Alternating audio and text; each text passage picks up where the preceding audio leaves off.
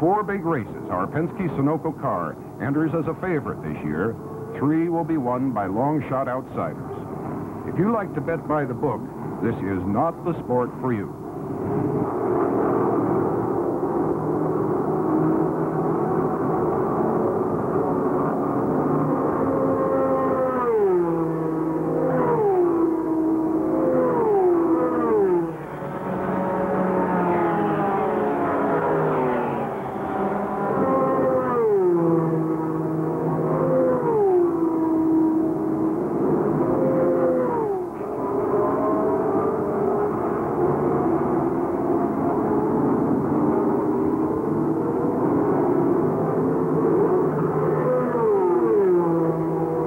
During the early hours of the race, the blue Penske Ferrari easily maintains its lead in the field.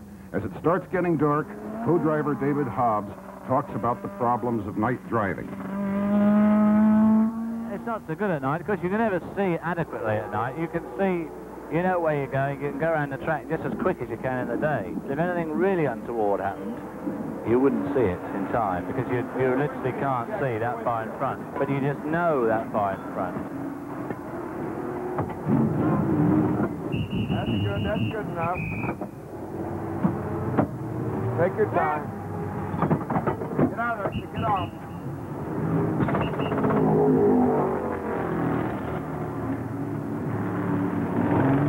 But you can't know everything that's ahead of you on that dark track. Shortly before midnight, the unpredictable strikes. Let Hobbs tell it in his own words. Mark was driving. I was asleep at the time, and he was pretty unlucky. He got run into by a much, much slower car. Neither Mark or the other car were involved in the accident, which caused their accident. This was a big help, and somebody else that spun down and caused a tremendous dust cloud on the banking, and Mark slowed up as he went into the dust, and this other bloke just came along and ran into the left rear wheel and half tore it off and spun the car down. And after 63 minutes of feverish activity, the Ferrari roars out of the pit with new wheels, brakes, and tires, and a few miles of tape. For the rest of the race, it climbs steadily up through the pack, turning faster laps than any other car. When the checkered flag drops on winner Pedro Rodriguez, the bandaged Penske car has fought its way up to an astonishing 3rd place. This is very difficult. You know, we have very tough competition against the Ferraris. Sebring. The car looks better now, and it should. Literally every part has been replaced or refurbished. This time, it's driver Mark Donohue that's wearing the tape. He has a sprained ankle, and Roger Penske rushes to reinstate his own racing license in case he has to replace Mark. But Donohue is pronounced fit and starts the race from the pole position once again. He has the fastest car and shows it by taking the lead from the moment the flag drops. Mark Donohue again is in front, the Sunoco Ferrari. For the cars, the Sebring course is notoriously hard on brakes and transmissions. But there are also purely human problems, like the one co-driver Hobbs talks about. Cockpit temperature is, on a hot day where you've got a 85-degree ambient, your cockpit temperature could be well up in the 140s, 150s. The lead car is number 6. Number 6 is the leader, Donohue. Second is number 2, the Pedro Rodriguez car. Pedro Rodriguez and Jackie Oliver. Third is number 1. The Sunoco Ferrari is running strongly among the top contenders. And at this moment, there isn't anything Roger Penske can do but watch and wait and worry, as tense as the mission control chief at Houston during a moonshot.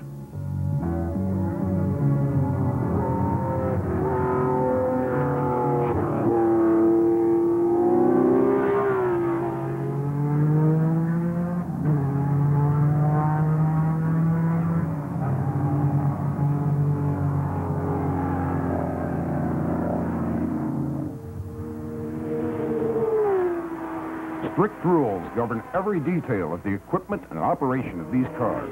One of the key requirements is that they run on the same standard commercial gasoline you use in your car.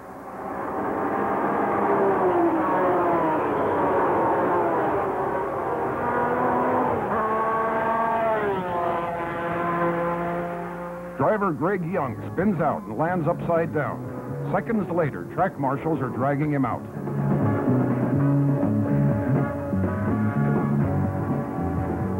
In the fourth hour of the race, disaster strikes the Penske car.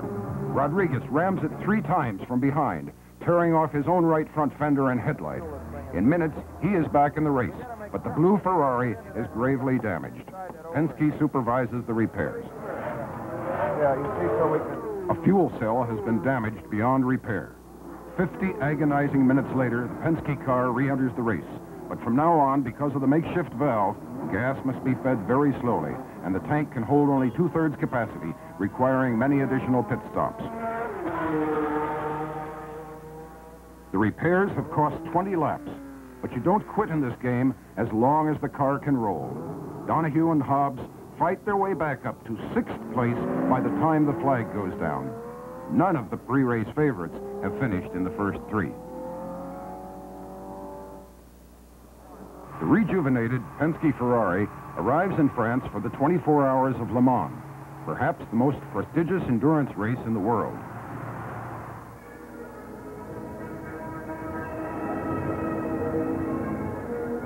Le Mans, I don't know why I like Le Mans. It's a bloody awful race, really, but I just sort of like it for some reason. I like France, I like the food there, and the people nearly drive you crazy, but on the other hand, it's a bit of a change in the carnival, and I quite like doing Le Mans. I've done the damn thing 11 times, and it's got to a point now where I really want to win it. Donohue roars out with the leaders of the 49-car pack at the flying start. Only 14 cars will finish, and once again, all of the favorites have been eliminated before the race ends.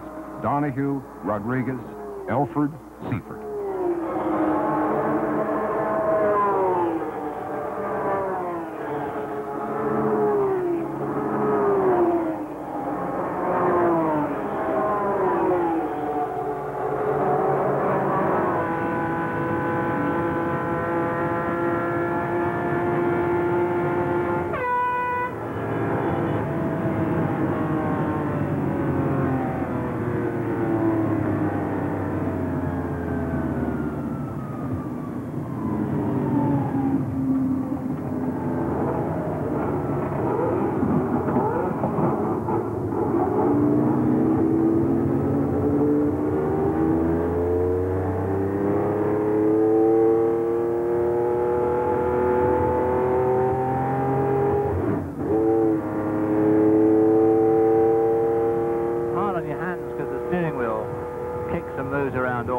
Under your hand. It's rather like holding a set of reins in a horse, you know, they moves around all the time, and because you're changing gear all the time, constantly changing gear.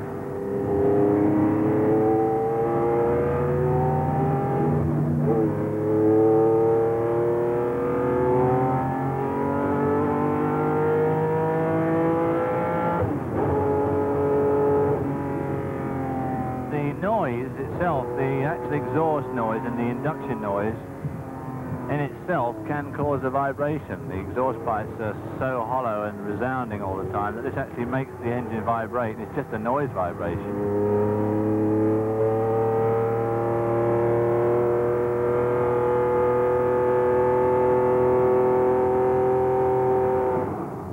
A month later, Penske and his crew are at Watkins Glen, New York, for the finale of the sports car season. 1969 Formula One world champion Jackie Stewart drops by for a chat with Mark Donohue, and astronaut Pete Conrad waits for his turn to qualify in a smaller car. He didn't make it.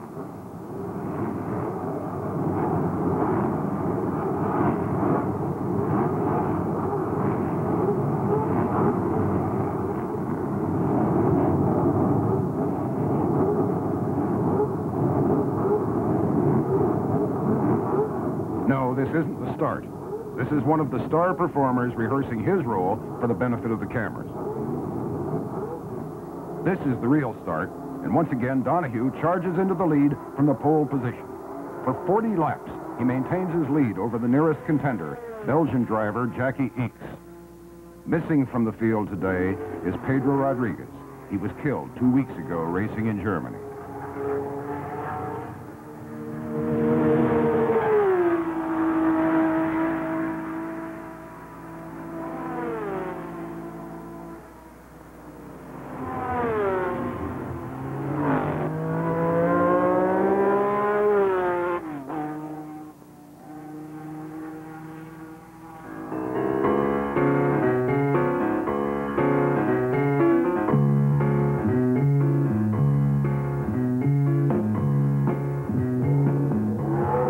Watch the fantastic pit technique of the Penske crew. The Sunoco Ferrari comes in, takes on 31.7 gallons of fuel, and is back on the track almost faster than you can tell about it.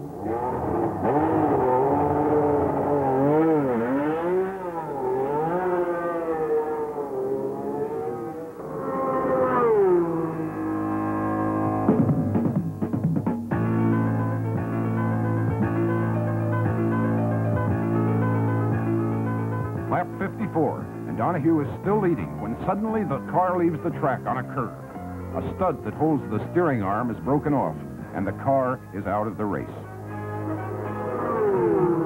The next day, in the Can-Am race against bigger 7-liter cars, the Penske car is running again. The season is over. Roger Penske has come back fighting after every knockdown in this unpredictable game. Perhaps the only predictable thing is that men like Penske, Mark Donohue, and David Hobbs will always be in their running because they're too stubborn to give in to Lady Luck.